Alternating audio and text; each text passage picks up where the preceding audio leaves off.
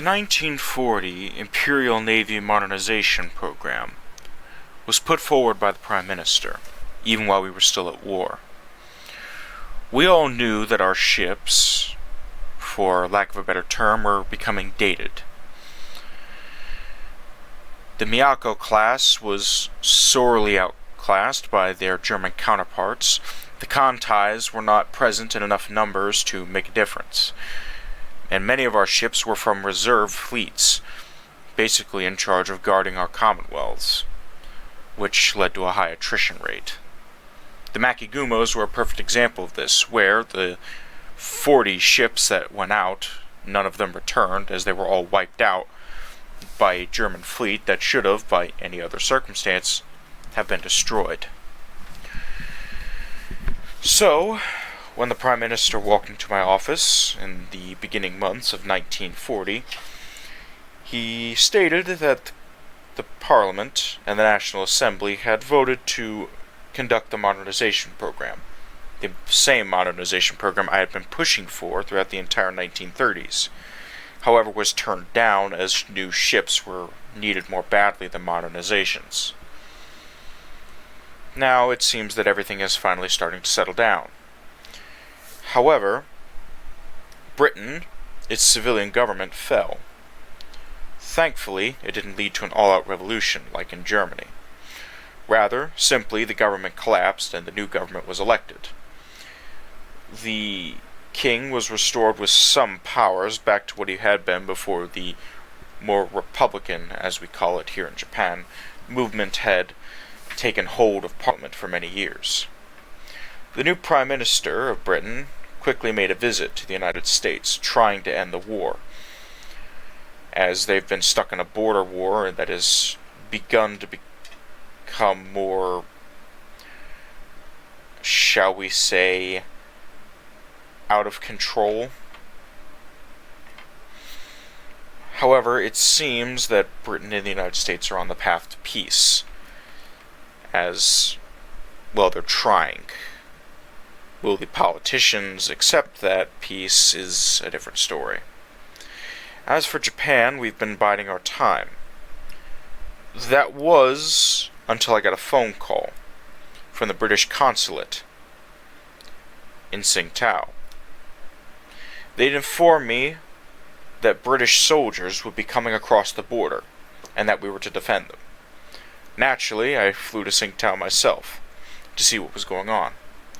I met one Captain Angus McGregor, a cousin of my friend, and for a long time. He informed me that Chinese communists, who very obviously had support from the Soviets, had just beaten the small colonial garrisons of the Chinese Republicans and the British. They were using modern equipment, tanks, and aircraft, and had successfully pushed them out of Wei, creating the new Chinese Soviet Republic. This is troubling. The Prime Minister of what we call Allied China, or Republican China, quickly moved towards war. However, Britain and Japan are in no position to help. Plus, China was recently devastated by a famine in the Yellow River region, and foodstuffs are having to be imported at large levels to keep the population alive. And so we're forced to bide our time, despite General Chiang Kai-shek's insistence that we march into Wei. However, I already have a plan for that. As much as I hate politics, I realize that this Chinese Republic gives the Soviets a port right on our doorstep. So, through some maneuvers, I've orchestrated several incidents that'll take place using Navy intelligence assets, where the Chinese Soviet Republic, which we don't really recognize, we only recognize as a breakaway state, will make an error, or rather a series of errors that will eventually lead to a culmination where the fleet will be parked off of Wei and the army will move in. It's underhanded, yes, but we can't have these communists on the border. As for our old foe and allies in Germany, France, or at least Jacobin France, is defeated. One might wonder why I mentioned them in relation to Germany, but it's very important. You see, I reached out to the United States, asking if they would allow the German monarchist militias to run to France in case anything went south, or at least their occupation areas of France.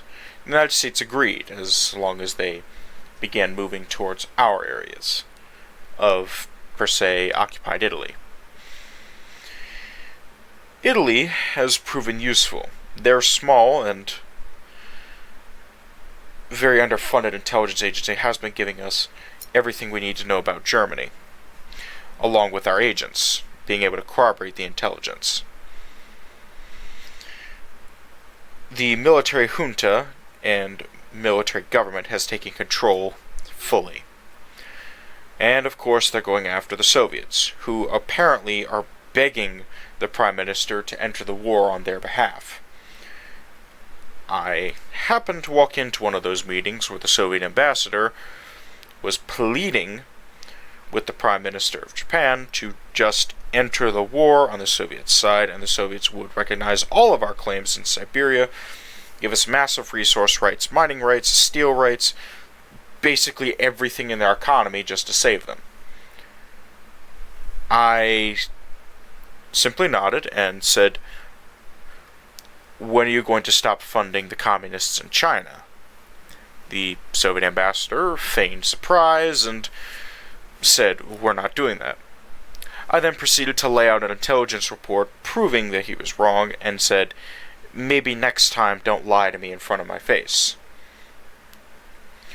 And I will say, apparently, the Prime Minister said the ambassador left his office later that day with his tail between his legs. Good. I'm not quite sure what to do. The Fuso class took me years to figure out a way to refit them, and all I did was effectively replace their engines and upgrade their guns. The Yamatos are fully operational. They've been handling well at sea trials for the past couple years, and they've even gone on some long-range patrols to visit the United States and even Britain. The British were a bit perturbed to have two 70,000-ton plus battleships off their coast, but the King actually came out to inspect them, and I had the honor of meeting the King and presenting him the ships, and confirming and reaffirming our alliance with them, stating that if Britain, per se, came under attack by Germany or the Soviets, we would intervene. The United States recently signed a similar declaration, secretly signed the declaration.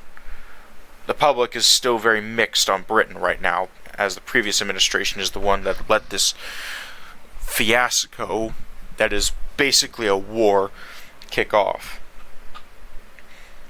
But the commitment is that we're going to resist Germany and the Soviets. Occupied Italy has signed something similar. The Free French government has also signed it. And our commonwealths are all on the same page. Recently, the United States defeated Mexico, who is being funded by the Soviets, apparently. And they are busy trying to find out where all the Soviet money has gone to and defeating the last communist guerrillas who are believed to be in the Yucatan and somewhere in the Mexican highlands. Meanwhile, Jacobin France is on their last legs. But those are all distractions. Distractions from the real problem. The Cossacks have been giving us what intelligence they can. Apparently, the resurgent Ottoman Empire is nothing more than a military junta state, with the Sultan as its supposed head. They're trying to advance into Iraq. At least, that's what the army report said this morning. Sure enough, a few hours later, I got confirmation that Ottoman troops had crossed into Iraq. However, they didn't declare war. They're saying it's a anti-partisan operation, although everyone knows that they're just trying to conquer Iraq. I've ordered the dispatch of Marines to the Mediterranean and the Black Sea, as long as the task forces that will accompany them and be our Mediterranean front lines. Our enemies are not in the Pacific. They're in the Mediterranean and the Black Sea. Soviets, although on the back foot, still have manpower. They might not pose a threat to us navally, but their militias, their funding, their secret organizations, and their intelligence bureaus have been causing a rife headache for everyone, from Army intelligence to national security to Navy intelligence. They've been a thorn in our side for years, despite their recent change of heart over the past decade. The Germans are too busy fighting the Soviets to care much about us, although the monarchist movement, who we are very much aligned with, have been telling us day after day that the Germans are commissioning new battleships, mainly Wittelsbach class. They're smaller, if I remember correctly, only having 15-inch guns, but it's still more battleships we have to contend with. Thankfully, most of the battle line for Japan has 16-inch guns, and I'm looking at options to possibly build a new battleship class, at least to try and fend off the oncoming war. It's coming. We don't know when it'll happen, but it will. And when it does, I fear it'll be more destructive than any other war we've fought so far. Because the last war, it was still gentlemanly. No civilian targets were bombed, only military installations were targeted.